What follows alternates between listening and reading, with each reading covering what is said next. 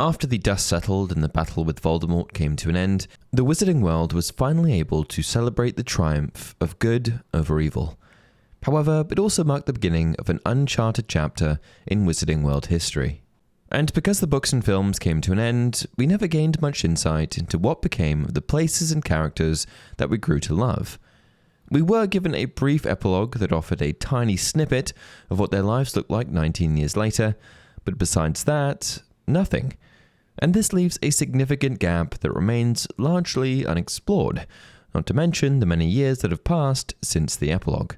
Today I'm going to fill you in on what became of the titular character, Harry Potter, taking a look at what transpired in his life and what sort of man he became. Let's dive in.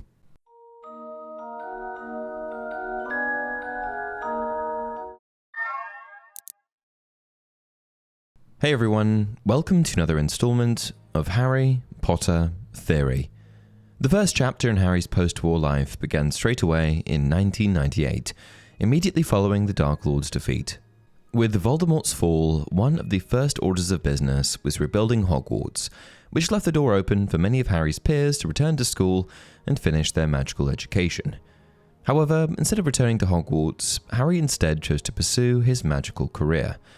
In the books, Harry made it clear that he wanted to become an auror, drawn to the thrill and importance of the job, one that had been held by witches and wizards he admired like Mad-Eye Moody, Kingsley Shacklebolt, and Nymphadora Tonks. Unfortunately for Harry, he was nearly immediately offered a position as an auror at the Ministry of Magic by the newly appointed Minister for Magic, Kingsley Shacklebolt. While becoming an auror would normally require an extensive resume of academic achievements, Kingsley uniquely allowed those who had fought in the Battle of Hogwarts to bypass Newt requirements for the auror position, which meant that Harry did not have to go back to Hogwarts and complete any further education. I guess defeating Voldemort has its perks. However, while Voldemort's defeat was undeniably a net positive, it also came with a few disadvantages for Harry, as some of the abilities he possessed were linked with the piece of Voldemort's soul inside of him. When he finally destroys the Horcrux inside of him, he ends up losing that connection to Voldemort and these abilities.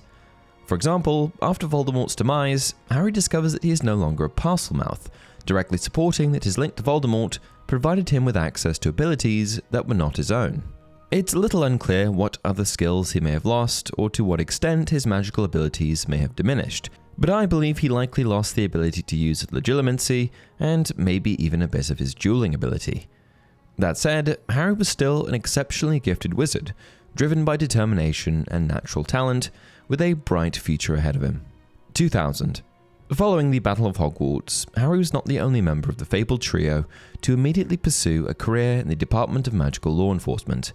Hermione quite predictably went back to school to finish her education, but Ron received the same invitation from Kingsley and joined Harry at the Auror Department. Together, they contributed to the transformation and modernization of the Auror Department and the Ministry as a whole. Harry and Ron utterly revolutionized the Auror Department in the Ministry of Magic. Throughout the years, the pair would also frequently return to Hogwarts, where they gave Defense Against the Dark Arts lectures at the request of Headmistress Minerva McGonagall. During these visits, Harry would also make sure that Severus Snape's portrait rightfully remained on the wall of the headmaster's office. 2000 to 2008. Though Harry was able to make great strides in his career after the war, his crowning achievement was undoubtedly his family. And, shocker, Harry went on to marry Ron's sister, Ginny, just a couple of years after joining the Auror Department. While the exact date is unconfirmed, most people theorize that their official marriage took place sometime in the year 2000.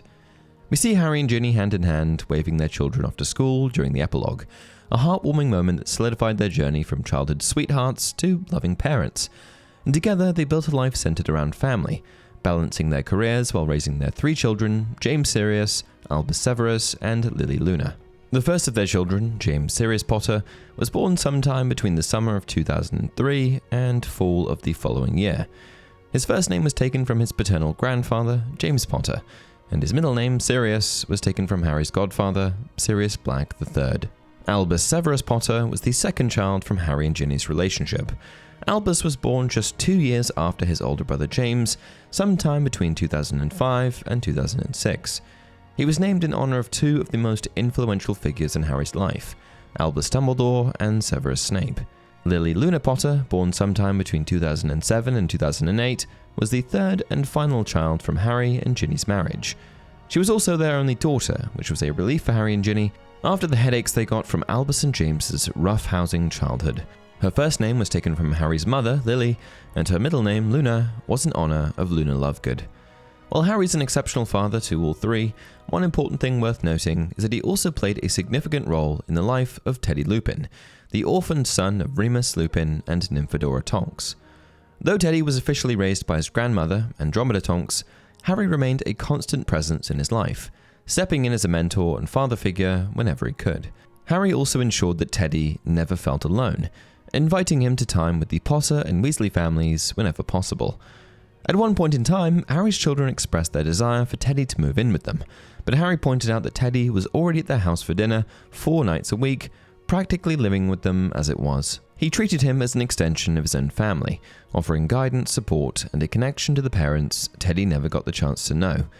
As Teddy grew older, Harry continued to be there for him, watching proudly as he developed into a strong and capable young man, one who carried on the legacy of his parents while forging his own path in the wizarding world.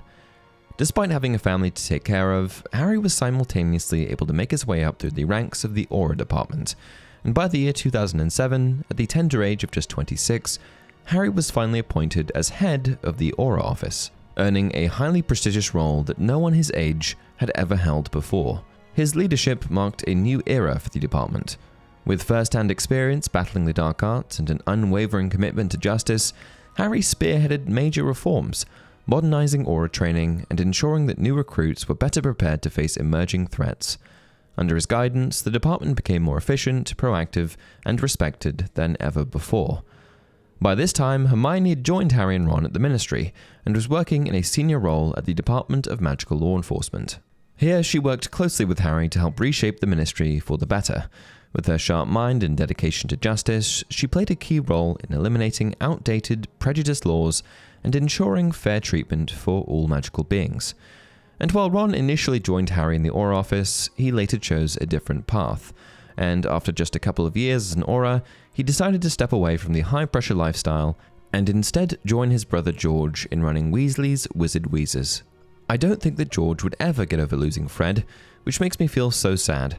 However, he names his first child and son Fred, and he goes on to have a very successful career, helped by good old Ron. Ron joined George at Weasley's Wizard Wheezers, which became an enormous money spinner. Together, the trio, once inseparable at Hogwarts, remained close even as their careers led them down different paths.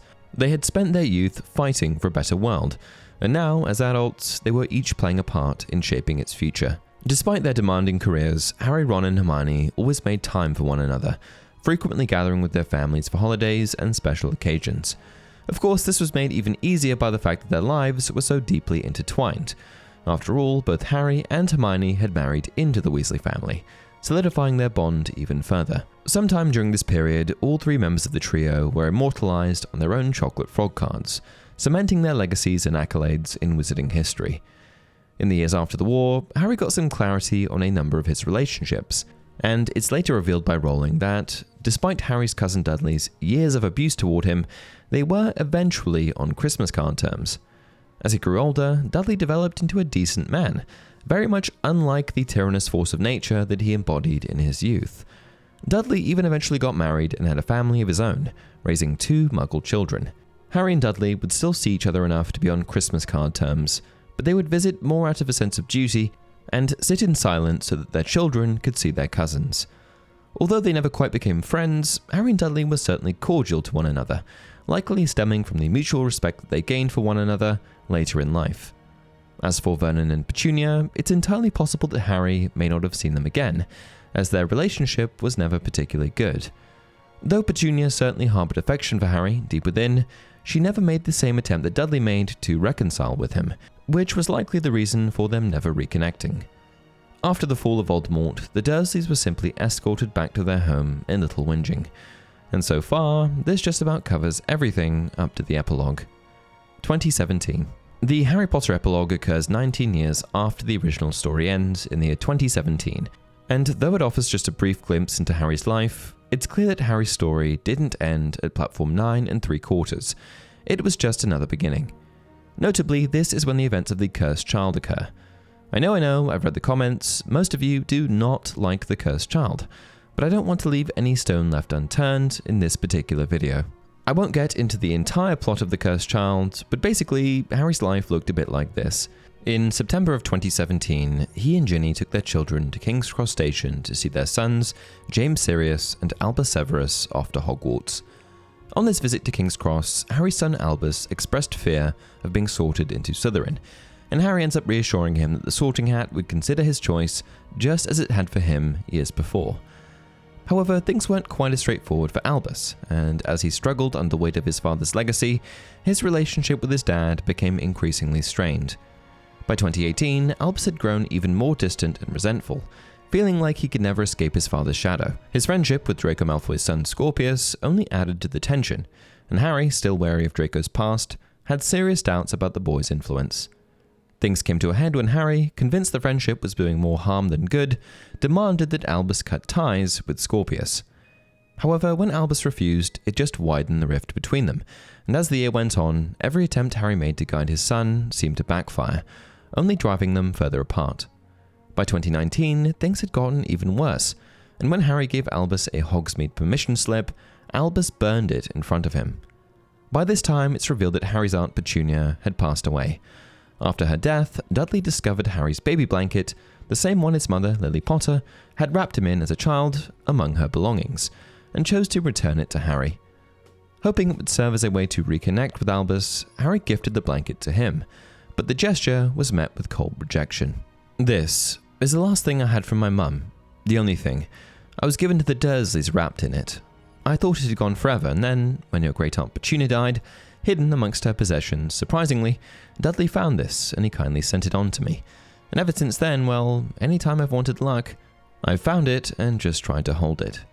But things weren't all bad for Harry, as the crowning achievement of his professional career came the following year, in 2020, when he finally became head of the Department of Magical Law Enforcement, and his boss, the new Minister for Magic, Hermione Granger. Their dynamic had shifted from childhood friends and battle-hardened allies to professional colleagues, leading the most powerful institution in the wizarding world. For Harry, working under his best friend was an adjustment, but it was also a source of reassurance. Hermione trusted his judgment, and unlike many of the ministers before her, she had no interest in using the Aurors or the Department of Magical Law Enforcement as political pawns. One of Harry's first orders of business was conducting a raid on the home of Theodore Nott, where he confiscated an illegal time turner capable of unrestricted time travel. Around this time, Amos Diggory, who had been confounded by Delphi, pleaded with Harry to use it to save Cedric, but Harry refused, knowing the grave consequences of altering the past. However, unbeknownst to him, Albus and Scorpius overheard this conversation and later stole the time turner, attempting to rewrite history themselves. And their actions ended up creating multiple alternate realities, one where Voldemort had won the Battle of Hogwarts, and another where Harry had died in that same battle. Worse still, their time-travelling played into the hands of Delphi, the secret daughter of Voldemort and Bellatrix Lestrange, who sought to change history and meet her father. After Albus and Scorpius disappeared, Harry teamed up with Ginny, Draco, Ron and Hermione to track them down, even clashing with Draco along the way before ultimately putting aside their differences. At this stage, Harry's scar began to ache for the first time in decades, confirming his fears that something was deeply wrong. Soon after, he discovered that Delphi had travelled back to October 30th, 1981, the eve of Voldemort's attack on his parents, aiming to alter history and secure her father's victory. Determined to stop her, Harry and his allies used Draco's more advanced time turner to follow her into the past. To deceive Delphi, Harry disguised himself as Voldemort, hoping to manipulate her into revealing her plan. But Delphi saw through the ruse, and a fierce battle erupted. Fighting alongside Albus, Hermione, Ron, Ginny and Draco, Harry finally overpowered Delphi, ensuring that the past remained unchanged. With history restored, Harry took a quiet moment to witness his parents' final night, a painful yet cathartic experience that finally gave him a bit of closure. After returning to the present, he reconciled with Albus, where he finally recognized his own shortcomings and realized that his son must forge his own path rather than live in his shadow. Fast forward to today, 2025, and Harry Potter is a seasoned leader, devoted father, and a man shaped by years of responsibility. A totally different person from the impulsive, hot-headed teenager we knew in the books. Anyway, that's it for today's video. If you want more videos like this for other characters, then let me know down in the comment section below. Until next time, remember, it does not do to dwell on dreams and forget to live.